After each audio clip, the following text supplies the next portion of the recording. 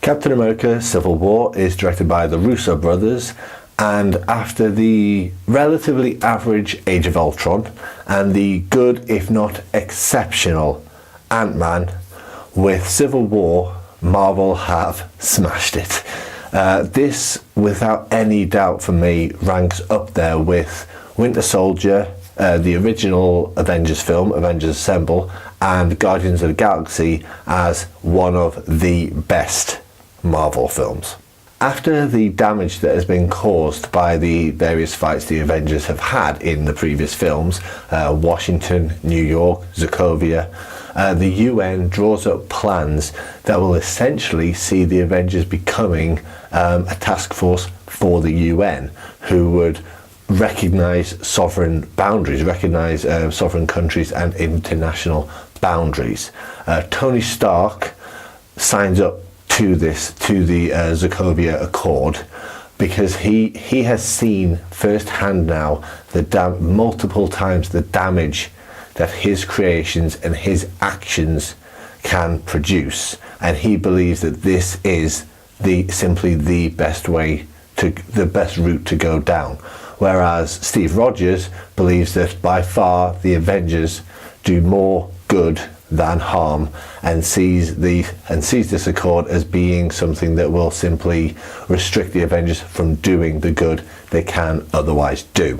Combine this with Bucky still being a wanted man, and Steve's loyalty to him, and someone delving into Bucky's past and what happened to him to make him into the Winter Soldier. Battle lines are being drawn and tensions are rising. The plot does bring into focus the fact that there are real life consequences for normal people of the actions the Avengers take. The fact that during their fights with Loki, with Ultron, etc., normal people die. It's obviously an idea that was explored also in Batman Superman with the consequences of Superman's fight with Zod, although I do feel it's been slightly more sort of realistically and logically explored in Civil War, although you do still get a couple of I still think kind of ham-fisted scenes that are purely there for plot, purely there for exposition. They may as well just stare down the camera and go, we needed to put this in the film just so you know, just so we can get the characters to go in the directions we want them to go. And also you do kind of think just once a character should more clearly state, yes, we have killed some civilians, but at the same time we have literally saved the world from being obliterated.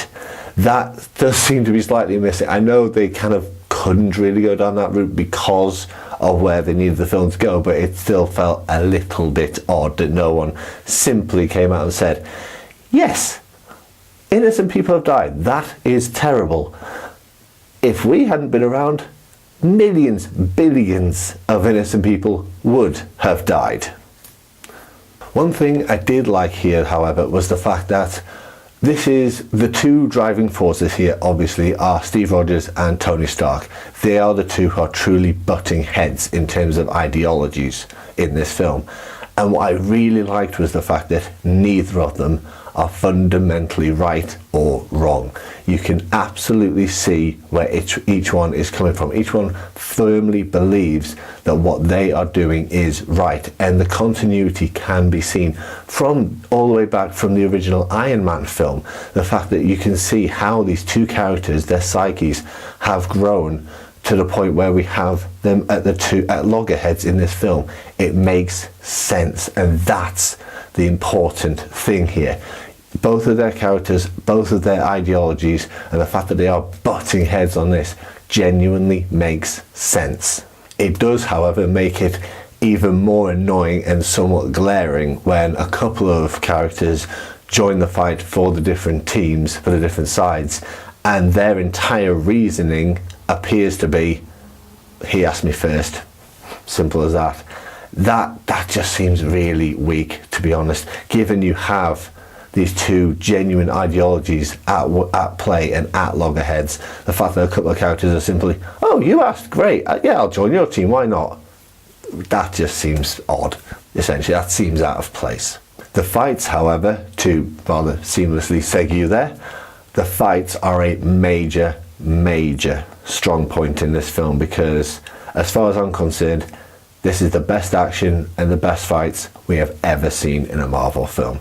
These fights are amazing, because for the first time ever, we have, as it were, hero versus hero. This isn't fucking the Avengers against cannon fodder. Again, you know, Loki and cannon fodder, or Ultron and cannon fodder. This is Avenger versus Avenger. This is enhanced being against enhanced being. This is people with various different extremely powerful abilities fighting each other, and extremely different abilities fighting each other, and it makes for such a more interesting fight. You don't just have Captain America or Iron Man lasering or ripping apart various robots or Chitauri or whatever. No, you have people giving extremely hard punches or shots and people taking them. The fights in this film, especially the sort of couple of main set piece fights, were absolutely brilliant. I loved every single second of them. Everyone gets their shots in, and the other nice thing, especially in that main sort of set piece fight, is the fact that at times it's absolutely hilarious. This film isn't as funny as, say, the original Avengers film, which was just throughout more consistently very funny. This is much more serious in tone. It's much more similar to Winter Soldier, which had that more serious tone to it, that more spy thriller-esque edge to it. But this really does have its moments, this film, and especially again in that really main set piece fight, especially from Spider-Man. Spider-Man is hilarious in this film. Almost every line he has is funny. He's a bit young, and Aunt May is way too damn young, but his personality is absolutely awesome and spot on with what I want from a Spider-Man. The other two characters who are spot on as well are Cap and Stark. This is Downey Jr.'s best performance in a Marvel film by far. He is really excellent in this film because he has that natural confidence, that charisma that is Tony Stark, but it's been dented. It has really been damaged by what he has seen and what he has seen his creations do and the consequences of that, and he plays it absolutely spot on, perfect as far as I'm concerned. To be honest, I genuinely believe he properly makes this film. If Downey Jr.'s performance hadn't been this good, this level, I think the film could have fallen apart. He is so spot on in this film. And again, him playing off Steve Rogers, Chris Evans, it's absolutely perfect. That relationship had to be spot on in this film, and they absolutely nailed it.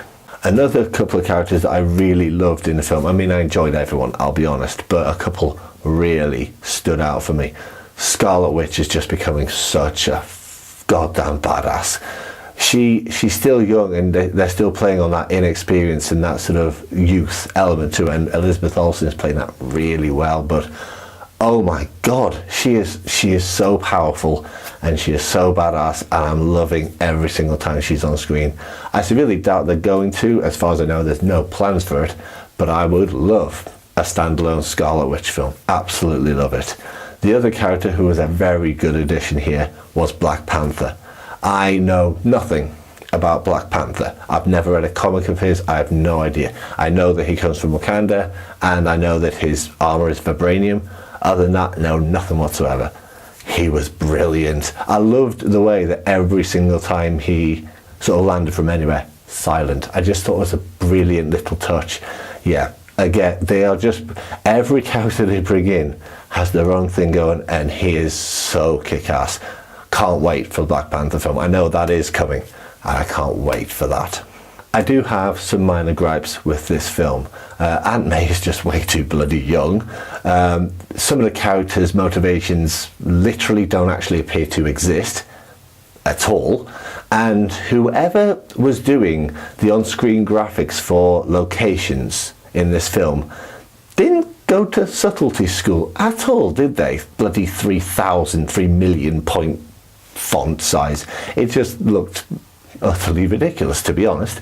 But there is no way in hell that I'm going to let really genuinely nitpicky minor gripes spoil this film. This is by a mile one of the best Marvel films. It has one of the best plots, on a par with Winter Soldier pretty damn easily, and it has the best action in any Marvel film I have seen. I absolutely loved this film. I'll talk in more detail in the spoiler section, but if you don't wish to know spoilers for the film, then thank you for watching, and I'll talk to you soon. Otherwise, I'll see you in a couple of moments. Welcome to the spoiler section. So there's a couple of things that I want to go into more detail in this film. The main one is, though, the ending, or the last sort of 20-30 minutes of the film, because I absolutely loved it. I thought the last 20 or 30 minutes of this film were absolutely brilliant. Just really properly good stuff. I love the fact that it kind of subverted where you thought it was going to go. Obviously, we think, well, the plot makes you think that Zemo is going to reawaken the 5 remaining Winter Soldiers, and it's going to be Cap, Bucky and Iron Man against the Winter Soldiers, even though you have seen in the trailer Cap and Bucky against Iron Man, and you kind of wonder how they're going to get to that, but you still think that's going to be the next obstacle. Instead, Zemo has already killed them, and he wants to pit Iron Man against Cap and Bucky. He wants to tear the Avengers apart from the inside, and I really loved it, and I loved the way they did it, because that twist was excellent. The fact that he shows, obviously, Tony the video of his parents being killed by Bucky.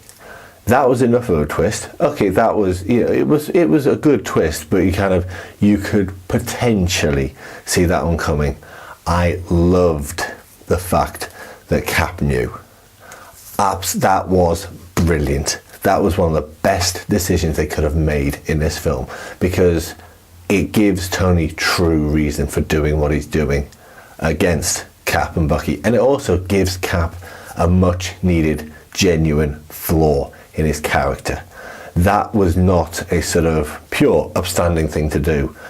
I absolutely loved it. I thought that was genius, and it really gave bite to that final fight, and especially since when Tony at the end says Cap is trying to sort of appeal to him, saying he wasn't Bucky, it wasn't Bucky, he wasn't him in his own mind when he was doing it, and Tony just says, I don't care, he killed my mom. That's genius. That is such a good line, and honestly, apart from the action, all the action throughout the entire film, because the action was amazing, my favourite part in the entire film, that line, that delivery, my favourite part in the entire film, because I'm sorry, if you cannot understand where Tony Stark is coming from when he says that, all logic, all reason is out of the window at that point. If I found the person who killed my mum, all bets are off. I don't give a shit what the logic is, what the sense is there. I want to destroy him. No questions asked. And that is exactly what Tony is going through, and that is what made that absolutely brilliant for me. There are a couple of other smaller things just to go through. I loved Giant Man. I thought Giant Man was fantastic. 2 or 3 minutes, but you know, it made you go a little bit like that. You go, wow, okay, that's awesome. And it obviously gave Spider-Man just a fantastic little moment, referencing Empire Strikes Back, and everyone getting really pissed off about how young he actually is. Just great writing, great dialogue, great scene. However, we go from great writing, great dialogue to, there are 2 ham-fisted scenes in this film where it comes to the dialogue, and they are the scenes that are setting up where Tony and where Cap are going to sort of come from in their ideologies, and are going to butt heads about things. And they are the 2 scenes when you've got Tony, after his speech, he finds that woman who is waiting for the escalator, and she blames her son's death on him. That was really ham-fisted. It just didn't work for me. It's just like, he was killed in Sokovia, but you don't give a damn. Of course he gives a damn. He literally was there saving the entire world. Yes, some people died, but it was literally some people die or 7 billion people die. I know which one I'm going to pick out of those two. That isn't a choice as far as I'm concerned. It is unfortunate people die, but in this occasion, what would you prefer? Your son dies there, or literally the entire planet dies? It was a ham-fisted way of doing it. It really was. And the other one was the funeral. I mean, the funeral scene could have been it was a good scene in general, but when you had the eulogy, and I can't remember her name, which is really annoying me right now, but you have the eulogy, and literally it is that blonde-haired woman talking directly at Steve. I mean, she is pretty much using her grandma's eulogy to talk directly to Steve Rogers. It's just not subtle at all. You have to do what you believe in. Don't matter about anything else. You have to do what you believe in. Are you understanding me, Steve? This is incredibly important plot exposition. You have to do what you believe in. It was so bloody unsubtle. It kind of made me laugh. It's a funeral scene, and it kind of made me laugh. That was so ham-fisted the way they did that. However, that again, it's a minor gripe. It's 2 scenes in a, just over 2 hour long film. I'm not gonna let that spoil what I think is a really great film. One of the best superhero films I've seen in a very long time, and definitely one of the best Marvel films. Civil War is a fantastic film, and I can't wait to see it again, honestly. Thank you for watching, and I'll talk to you soon.